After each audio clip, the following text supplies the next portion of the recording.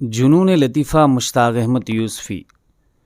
بڑا مبارک ہوتا ہے وہ دن جب کوئی نیا خانسامہ گھر میں آئے، اور اس سے بھی زیادہ مبارک وہ دن جب وہ چلا جائے، چونکہ ایسے مبارک دن سال میں کئی بار آتے ہیں اور تلخی کام و دہن کی آزمائش کر کے گزر جاتے ہیں۔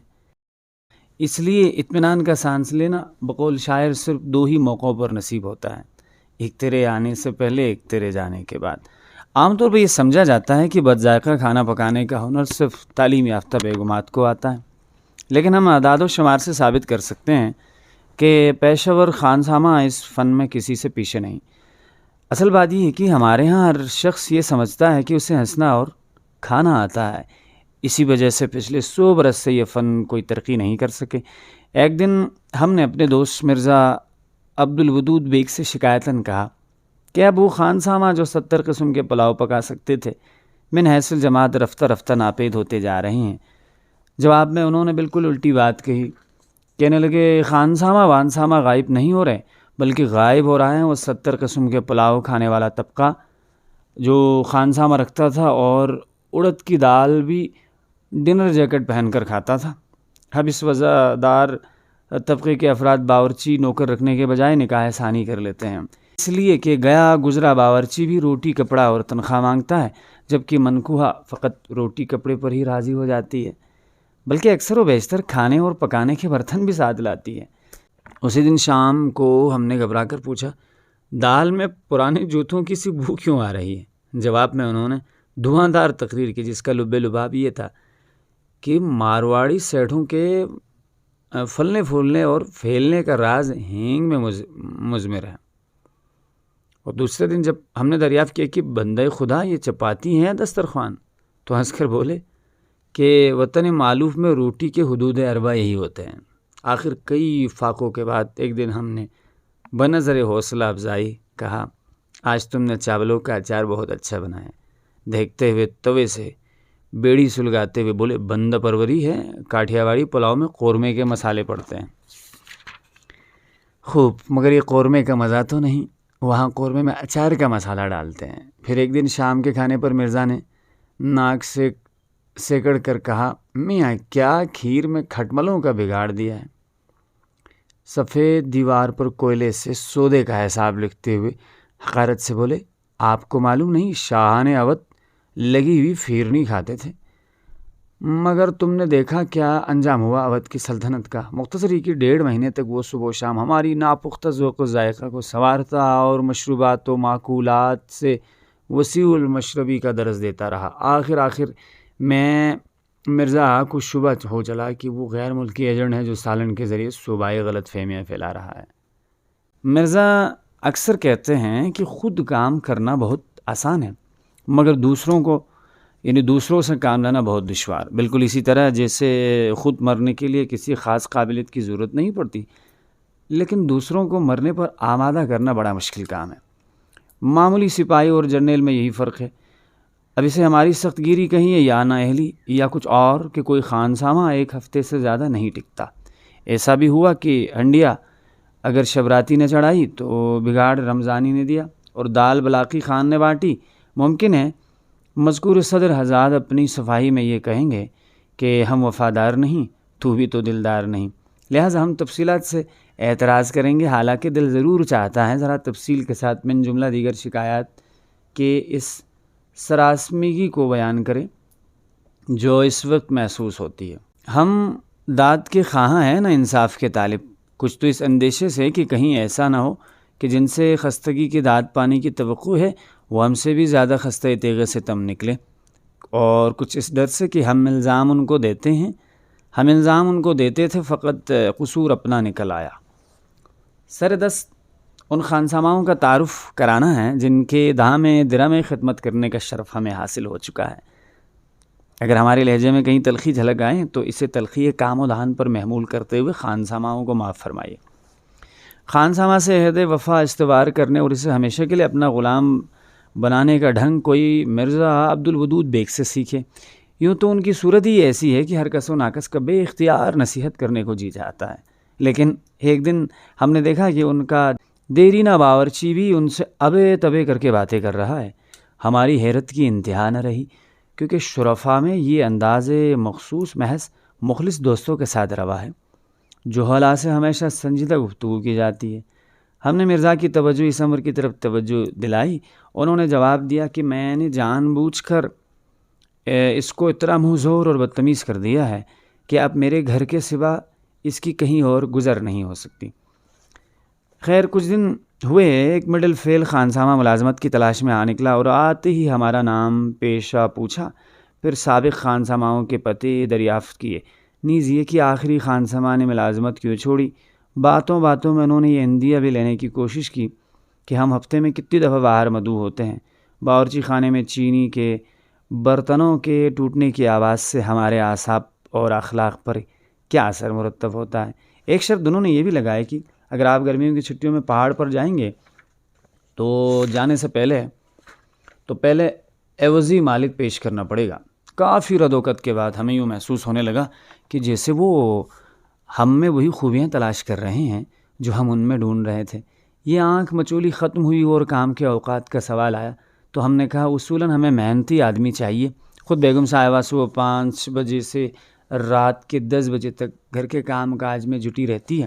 کہنے لگے صاحب ان کی بات چھوڑیے، وہ گھر کی مالک ہیں، میں تو نوکر ہوں۔ ساتھ ہی ساتھ انہوں نے یہ بھی وضاحت کر دی کہ برتن نہیں مانجھوں گا، جھاڑو نہیں دوں گا، ایسٹرے صاف نہیں کروں گا، میز نہیں لگاؤں گا، دعوتوں میں ہاتھ نہیں دھلاؤں گا۔ ہم نے گھبرا کر پوچھا پھر کیا کرو گے؟ یہ تو آپ بتائیے، کام آپ کو لینا ہے، میں تابعدار ہوں۔ جب سب باتیں حسب منشا و ضرورت ہماری منشا ان کی طے ہو گئی تو ہم نے ڈرتے ڈرتے کہا بھائی سودا سلف لانے کے لیے فی الحال کوئی علیحدہ نوکر نہیں ہے، اس لیے کچھ دن تمہیں سودا بھی لانا پڑے گا، تنخواہ طے کر لو۔ فرمایا جناب تنخواہ کی فکر نہ کیجیے، پڑھا لکھا آدمی ہوں، کم تنخواہ میں بھی خوش رہوں گا۔ پھر بھی کہنے لگے 75 روپے ماہوار ہوگی، لیکن اگر سودا بھی مجھے کو لانا پڑا تو 40 روپے ہوگی۔ ان کے بعد ایک ڈھنگ کا خانسامہ آیا مگر بے حد دماغدار معلوم ہوتا تھا۔ ہم نے اس کا پانی اتارنے کی غرض سے پوچھا مغلئی اور انگریزی کھانے آتے ہیں؟ ہر قسم کا کھانا پکا سکتا ہوں۔ حضور کا کس علاقے سے تعلق تھا؟ ہم نے صحیح بتا دیا۔ جھوم ہی تو گئے ہیں۔ کہنے لگے میں بھی 1 سال ادھر کاٹ چکا ہوں، وہاں کے باجرے کی کھچڑی کی تو دور دور دھوم ہے۔ مزید ذرا کہ ہم میں تاب نہ تھی، لہٰذا انہوں نے اپنے آپ کو ہمارے یہاں ملازم رکھ لیا۔ دوسرے دن پڑنگ بناتے ہوئے انہوں نے یہ انکشاف کیا کہ میں نے 12 سال انگریزوں کی جوتیاں سیدھی کی ہیں، اس لیے اکڑوں بیٹھ کر چولہا نہیں جھونکوں گا۔ مجبوراً کھڑے ہو کر پکانے کا چولہا بنوایا۔ اس کے بعد جو خانسامہ آیا اس نے کہا کہ میں چپاتیاں بیٹھ کر پکاؤں گا، مگر برادے کی انگیٹھی پر۔ چنانچہ لوہے کی انگیٹھی بنوائی۔ تیسرے کے لیے چکنی مٹی کا چولہا بنوانا پڑا۔ چوتھے کے مطالبے پر مٹی کے تیل سے جلنے والا چولہا خریدا، اور 5واں خانسامہ اتنے سارے چولہے دیکھ کر بھاگ گیا۔ اس ظالم کا نام یاد نہیں آ رہا، البتہ صورت اور خط و خال اب تک یاد ہیں۔ ابتدائی ملازمت سے ہم دیکھ رہے تھے کہ اپنے ہاتھ کا پکا ہوا کھانا نہیں کھاتا، بلکہ پابندی سے ملباری ہوٹل میں اکڑوں بیٹھ کر 2 پیسے کے چٹپٹی دال اور 1 آنے کی تنوری روٹی کھاتا۔ آخری دن ہم سے رہا نہ گیا اور ہم نے ذرا سختی سے ٹوکا کہ گھر کا کھانا کیوں نہیں کھاتے؟ صاحب ہاتھ بیچا ہے، زبان نہیں بیچی۔ اس نہایت مختصر مگر غیر مبہم الفاظ میں یہ واضح کر دیا کہ اگر اسے اپنے ہاتھ کا پکا کھانا کھانے پر مجبور کیا گیا وہ فوراً استعفیٰ دے دے گا۔ اس کے رویے سے ہمیں بھی شبہ ہونے لگا کہ واقعی خراب کھانا پکاتا ہے۔ نیز ہم اس منطقی نتیجے پر پہنچے کہ دوزخ میں گنہگار عورتوں کو ان کے اپنے پکائے ہوئے سالن زبردستی کھلائے جائیں گے، اور اسی طرح ریڈیو والوں کو فرشتے آتشیں گرز مار مار کر بار بار انہی کے نشر کیے ہوئے پروگراموں کے ریکارڈ سنائیں گے۔ بھئی ہم کھانے کے شوقین ہیں، خوشامد کے بھوکے نہیں۔ گو کہ اس سے انکار نہیں کہ اپنی تعریف سن کر ہمیں بھی اپنا بنیان تنگ معلوم ہونے لگتا ہے۔ ہم نے کبھی یہ توقع نہیں کہ باورچی کھانا پکانے کے بجائے ہمارے گن گاتا رہے، لیکن اس کا مطلب یہ نہیں کہ وہ 24 گھنٹے اپنے مرحوم اور سابق آقاؤں کا کلمہ پڑھتا رہے۔ ایک خانسامہ نے ہمیں مطلع کیا کہ اس کا پچھلا صاحب اس قدر شریف آدمی تھا کہ ٹھیک سے گالی تک نہیں دے سکتا تھا۔ ہم نے جل کر کہا پھر تم نے نوکری کیوں چھوڑی؟ تڑپ کر بولے کون کہتا ہے خدا بخش نے نوکری چھوڑی؟ قصہ دراصل یہ ہے کہ میری 5 مہینے کی تنخواہ چڑھ گئی تھی، اور اب آپ سے کیا پردہ، سچ تو یہ ہے کہ ان کے گھر کا خرچہ بھی میں ردی اخبار اور بیئر کی خالی بوتلیں بیچ کر چلا رہا تھا۔ انہوں نے کبھی حساب نہیں مانگا۔ پھر انہوں نے ایک دن میری صورت دیکھ کر کہا، خدا بخش تم بہت تھک گئے ہو، 2 دن کی چھٹی کرو، اپنی صحت بناؤ۔ 2 دن بعد جب میں صحت بنا کر لوٹا تو گھر خالی پایا۔ پڑوسیوں نے بتایا کہ تمہارا صاحب تو پرسوں ہی سارا سامان باندھ کر کہیں اور چلا گیا۔ یہ قصہ سنانے کے بعد اس نمک حلال نے ہم سے پیشگی تنخواہ مانگی تاکہ اپنے سابق آقا کے مکان کا کرایہ ادا کر سکے۔ اور گزشتہ سال ہمارے حال پر رحم کھا کر ایک کرم فرما نے ایک تجربہ کار خانسامہ بھیجا جو ہر علاقے کے کھانے پکانا جانتا تھا۔ ہم نے کہا، بھائی اور تو سب ٹھیک ہے مگر تم 7 مہینے میں 10 ملازمتیں چھوڑ چکے ہو، کیا بات ہے؟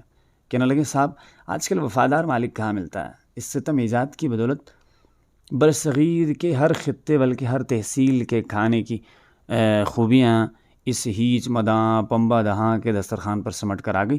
مثلاً دوپہر کے کھانے میں دیکھا کہ شوربے میں مسلم کیری ہچکولے کھا رہی ہیں۔ وہ سالن اس قدر تجھ ہے کہ آنکھیں بند ہو جائیں، اور اگر بند ہوں تو پٹ سے کھل جائیں۔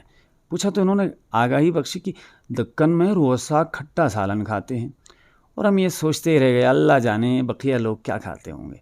اسی دن شام کو ہم نے گھبرا کر پوچھا، بھی دھال میں پرانے جوتوں کی سی بو کیوں آ رہی ہے؟ جواب میں انہوں نے دھواں تقریر کی جس کا لب لباب یہ تھا کہ ماڑواری سیٹھوں کے پھلنے پھولنے اور پھیلنے کا راز ہینگ میں مضمر ہے۔ اور دوسرے دن جب ہم نے دریافت کیا، بندے خدا یہ چپاتی ہیں یا دسترخوان؟ تو عسکر بولے، وطن معلوف میں روٹی کے حدود اربع یہی ہوتے ہیں۔ آخر کئی فاقوں کے بعد ایک دن ہم نے بنظر حوصلہ افزائی کہا، آج تم نے چاولوں کا اچار بہت اچھا بنایا ہے۔ دیکھتے ہوئے توے سے بیڑی سلگاتے ہوئے بولے، بندہ پروری ہے، کاٹھیا واری پلاؤ میں قورمے کے مسالے پڑتے ہیں۔ خوب، مگر یہ قورمے کا مزہ تو نہیں، وہاں قورمے میں اچار کا مسالہ ڈالتے ہیں۔ پھر ایک دن شام کے کھانے پر مرزا نے ناک سیکڑ کر کہا، میاں یہ کھیر میں کھٹملوں کا بگاڑ دیے۔ سفید دیوار پر کوئلے سے سودے کا حساب لکھتے ہوئے حقارت سے بولے، آپ کو معلوم نہیں شاہان اودھ لگی ہوئی فیرنی کھاتے تھے، مگر تم نے دیکھا کیا انجام ہوا اودھ کی سلطنت کا۔ مختصر یہ کہ 1.5 مہینے تک وہ صبح و شام ہمارے ناپختہ ذوق و ذائقے کو سنوارتا اور مشروبات و معقولات سے وسیع المشربی کا درس دیتا رہا۔ آخر میں مرزا کو شبہ ہو چلا کہ وہ غیر ملکی ایجنٹ ہے جو سالن کے ذریعے صوبائی غلط فہمیاں پھیلا رہا ہے۔ اگر آپ کو کوئی کھانا بہت مرغوب ہے جو چھڑائے نہیں چھوٹتا تو تازہ واردان بساط مطبخ اس مشکل کو فوراً آسان کر دیں گے۔ اشیاء خودنی اور انسانی معدے کے بھرپور تجربے کرنے کی جو آزادی باورچیوں کو حاصل ہے وہ نت نئی کیمیاوی ایجادات کے ضامن ہے۔ مثال کے طور پر ہمیں بھنڈی بہت پسند ہے، لیکن 10 گھنٹے قبل یہ منکشف ہوا کہ اس نبات تازہ کو ایک خاص درجہ حرارت پر پانی کی مقررہ مقدار میں، جس کا علم صرف ہمارے خانسامہ کو ہے، میٹھی آنچ پر پکایا جائے تو اس مرکب سے دفتروں میں لفافے اور بدلگام افسروں کے منہ ہمیشہ کے لیے بند کیے جا سکتے ہیں۔ انہی حضرت نے گزشتہ جمعرات کو سارا اگر سر پہ اٹھا رکھا تھا۔ ہم نے بچی کو بھیجا کہ ان سے کہو مہمان بیٹھے ہیں، اس وقت سل کوٹنے کی ضرورت نہیں ہے۔ ان سے کہلا بھیجا کہ ہم انہی مہمانوں کے تواضع کے لیے سل پر کبابوں کا قیمہ پیس رہے ہیں۔ تھوڑی دیر بعد ہم نے کباب منہ میں رکھا تو محسوس ہوا گویا چٹپٹا ریگمال کھا رہے ہیں، اور ہمیں رہ کر میر صاحب پر اشک آنے لگا جو مصنوعی بتیسی لگائے بے خبر بیٹھے کھا رہے ہیں اور ہماری طرح کرکڑا محسوس کر کے لال پیلے نہیں ہوئے۔ صبح تک سب کو پیچیس ہو گئی، صرف ہمیں نہیں ہوئی۔ ہمیں اس لیے نہیں ہوئی کہ ہم پہلے اس میں مبتلا تھے۔ یہ بات نہیں کہ خدا نخواستہ ہم بیماری اور موت سے ڈرتے ہیں، ہم تو پرانی چال کے آدمی ہیں، اس لیے نئی زندگی سے زیادہ خوف کھاتے ہیں۔ موت برحق ہے اور ایک نہ ایک دن ضرور آئے گی۔ بات صرف اتنی سی ہے کہ اسے بلانے کے لیے ہم اپنی نیک کمائی میں سے 50-60 روپے ماہانہ خرچ نہیں کرنا چاہتے ہیں۔ ہمیں کسی مرض ناشناس حکیم کے ہاتھوں مرنے پر چندہ اعتراض نہ ہوگا، لیکن ہم کسی صورت خانسامہ کو بالاقساط روح قبض کرنے کا اختیار نہیں دینا چاہتے کہ یہ کام صرف حکیم اور ڈاکٹروں کا حق ہے۔ ایک دن ہم اسی ادیڑ بن میں لیٹے ہوئے گرم پانی کی بوتل سے پیٹ سینک رہے تھے، دوا پی پی کر ان کو کوس رہے تھے کہ سر جھکائے اور خلاف معمول ہاتھ جوڑ کر بولے، خوب صاحب تم روز بیمار ہوتا ہے، اس سے ہمارا قبیلہ بڑا رسوائی، خو کھانا خراب ہوتا ہے، یعنی صاحب تم روز روز بیمار ہوتے ہو، اس سے ہمارے قبیلے میں ہماری رسوائی ہوتی، ہمارا کھانا خراب ہوتا ہے۔ اس کے بعد انہوں نے کہا نہ سنا، یعنی کہا سنا معاف کرائے اور بغیرتاً خالی چل دیے۔ ایسی ہی ایک دعوت کا ذکر ہے کہ جس میں چند احباب اور افسران بالا دست مدوت ہے۔ نئے خان صاحبہ نے جو قورمہ پکایا، اس میں شوربے کا یہ عالم تھا کہ ناک پکڑ کر ہوتے لگائیں تو شاید کوئی بوٹی ہاتھ آ جائے، اکا دکا کہیں آ بھی جاتی تو کچھ اس طرح کہ صاحب چھپتی بھی نہیں، سامنے آتی بھی نہیں۔ اور یہ غنیمت تھا کیونکہ مہمان کے منہ میں پہنچنے کے بعد غالب کے الفاظ میں یہ کیفیت تھی، کھینچتا ہے جس قدر اتنی ہی کھنچتی جائے ہیں۔